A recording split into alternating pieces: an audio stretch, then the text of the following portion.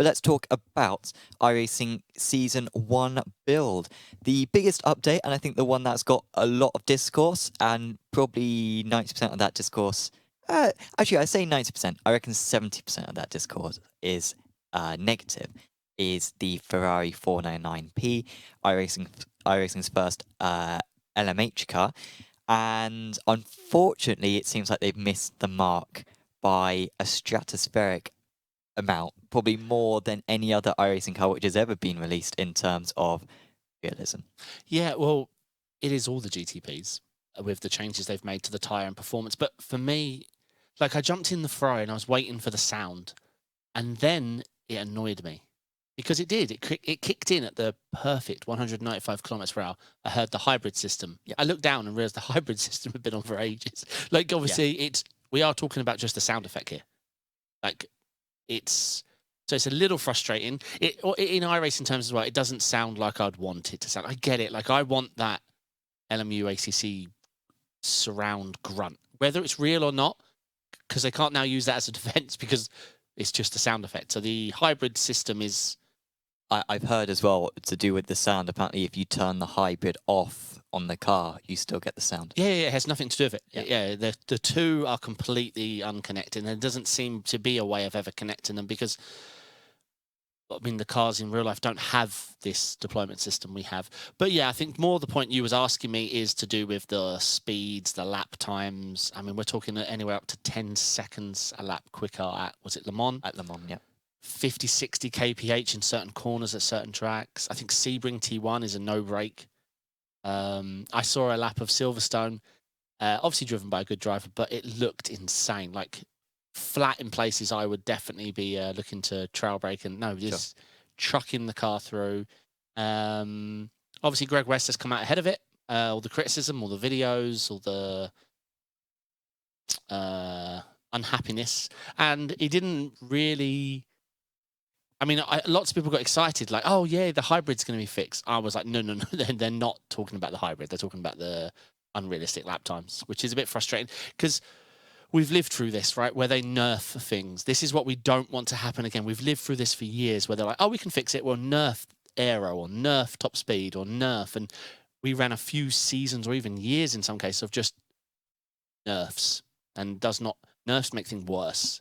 If you need things from the ground up to be worked correctly. Like, we're in the sim. Wouldn't it be nice if we rock up at Daytona and one of the cars is too slow, they give it an engine improvement? I know you can't do that in real life. You can't walk up to Ford and like, yeah, we're going to need you to pick it up 6, 7 kph on the engine. But rather than nerf every car, just bring that one crappy car a little quicker.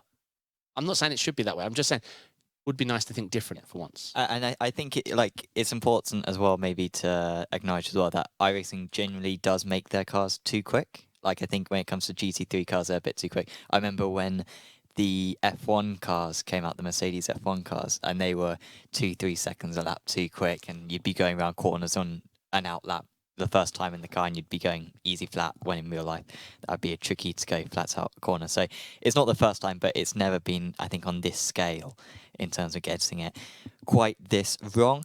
Traction.gg did a very good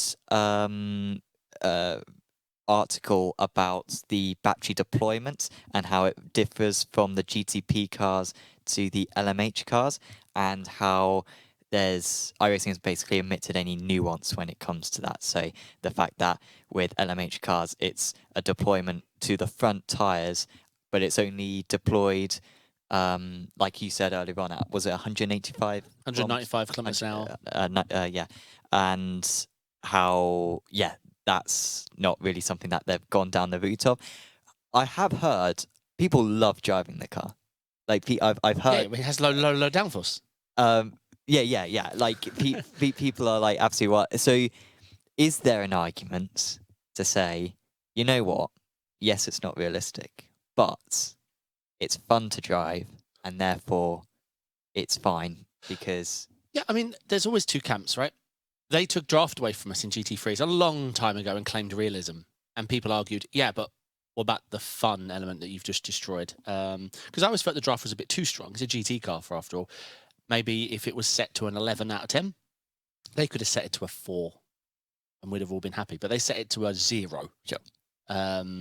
We had it with LMP2, completely ruined for many seasons, where they reduced the draft but left the dirty air exactly where it was, and now it's more beneficial to leave a gap. Like it's insane. So yes, there is an argument between fun and realism, but they've always picked realism.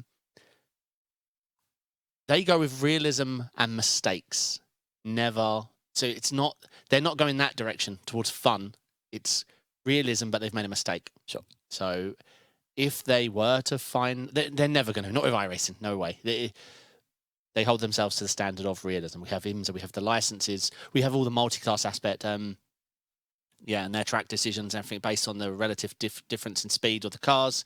Because LMP2s have taken a huge nerf this season with their acceleration and top speed. So there does need to be that balance. I have no idea what it means, what they're going to do to fix it. Are they going to rework them for the ground up? I don't think Greg's words had, I'm speaking for myself, not for Greg. I do not think he was answering deployment things. I think he thinks the average sim racer is not intelligent enough to manage the electrical and the fuel.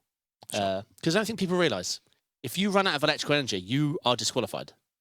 Sure. You can't clutch and you can't go top. Like, if you run out of electrical equipment, you are DQ'd. That is how it works. Yeah, so you have to get that ratio of fuel to deployment right and set it yourself, and going to be affected by lots of things in the race. So in LMU, they have that. If the second you run out of electrical deployment, disqualification. Like, you're out. You broke the rules. It's there for the bop, right? That's my general impression, that iRacing don't want to have the full deployment system. I mean, let's face it, LMP1 was tricky your first 20 races to understand the automatic deployment, the manual deployment, all that in between where you could have it semi-automatic and have manual. And yeah, it was very confusing. So yeah, that's the 499p. Let's see if there are any changes. It might well be next week that we are talking about the changes which has been made to the car. What? Sorry, no. This week? No. You don't think there'll be any changes this week? When do you think would be the soonest change? End of season. I think if it's that drastic. So you think it's going to be that quick? No, I think we have to wait a whole season. So, I mean, you think the car's going to be that quick for All the season. next 12 weeks? Yeah, Greg's a stippler for championship points, so I think they don't like changing the fundamentals of the car mid-season. That's the impression I always get. Okay. If they could just go down the nerf route, but then it's bad for everyone. Sure. If they just deliberately make the cars worse to fit the lap times, then they're worse to drive, and the mix. But like, what I don't know what the situation with Daytona 24 is, but this would mean the Ferrari couldn't run in Daytona 24. No, all the GTBs do quick. It's not just the Ferrari. Sure. Yeah, I guess. Yeah. It's just the Ferrari's the headline that people were excited to drive, and now they're wondering why they're going so quick. So why is the LMP2, you were saying earlier on that the LMP2 is slower? Slower, yeah. And that's what I've heard from a few other people as well. So considering that it's supposed to be the tyres which have changed. No, they completely reworked the LMP2. Of all the changes on the deployment, on the schedule, the LMP2 is the most reworked car on the service. Sure. Yeah, it looks like a complete ground-up rebuild. So I haven't had much time driving it. This is what I'm hearing. Slower acceleration, slower top speed. And yeah, the tyres have changed, a bit more forgiving, start a little colder. That's the general vibe I'm getting. Yeah, I think it's like 50 degrees Celsius or something. I think the new tyres are heated too when you go out on track. So yeah, it can be quite tricky. Dynamic track. Of course, we have mud and we have gravel and we have lots of ungrippy bits coming onto the circuit. I haven't tested this myself, but from what I've heard from people, the track is saturated within a few laps. Depending on the circuit, obviously. I'm not the biggest. I love the idea of it, but now I've driven with it. It is a little buggy. I've seen many a times where a tyre won't. They clip the gravel, and then a lap and a half later, that one tyre is just spilling off gravel permanently, and their performance is down, grip's down, and it won't clear. The track does get very saturated. Now, I don't have the biggest experience on what it's like to drive, and I've only done, say, 6-7 races. And I think tracks like Laguna Road, Atlanta, we're going to see a lot of a different. Let's see. But at the moment, it gets really messy really quickly, and I don't think it's the prettiest implementation. And there are a few weirdnesses, like if you change, what's it called, groups, where you can drive on your own, but you're on a session that's shared. If you're driving around and someone Oh, okay, sure. it flings up, like, but you don't so see the car. in lone qualifying, in I that don't situation. know. Okay. It's a good point, though.